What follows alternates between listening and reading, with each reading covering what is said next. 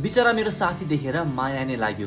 केही वर्ष अगाडि मेरो साथीले ठुलो सपना देखेर एउटा आईटी कम्पनी स्टार्ट गर्यो। पहिलादेखि नै एकदम जोसिलो मान्छे र मार्केटमा कुनै प्रब्लम सल्भ गर्ने खालको प्रोडक्ट लन्च गर्छु भन्ने जोसमा थियो। तर अनफर्चुनेटली मार्केटमा प्रपर रिसर्च नगरिकन 2 वर्ष लगाएर भरको रिसोर्सेस र पैसा इन्भेस्ट गरेर एउटा सफ्टवेयर निकाल्यो। खै लकले पनि साथ नदिएर होला उनीहरूको सफ्टवेयर मार्केटमा बिक्दैन र 2 वर्षको टाइम, एनर्जी र मनी सबै खेर गयो। अब यसबाट हामीले के लेसन लिन सक्छौं भन्दा मार्केटमा प्रोडक्ट लन्च गर्नु अगाडि एउटा एमभीपी निकाल्न एकदमै जरुरी छ। एमभीपी मतलब मिनिमम भायबल प्रोडक्ट, जुन मेन प्रोडक्टको एउटा सानो डेमो प्रोडक्ट हुन्छ। एमभीपी को मेन गोल भनेको मार्केटमा एउटा सानो डेमो प्रोडक्ट लन्च गर्ने र हेर्ने कि मान्छेहरूले त्यो प्रोडक्ट मन पराइरहेको छ कि छैन। त्यसपछि मार्केटमा ऑडियन्सको नीड अनुसार आफ्नो प्रोडक्ट बिल्ड गर्न स्टार्ट गर्ने। यसरी हामीले प्रोडक्ट मार्केटमा चल्छ कि चल्दैन भनेर पनि एउटा भ्यालिडेसन पाउँछौं र मार्केटको नीड अनुसार प्रोडक्ट बिल्ड गर्दै गयौं भने मात्र एउटा market fit product successfully build गर्न सक्छौं। र मेरो साथी जसरी नै प्रोडक्ट बनाएर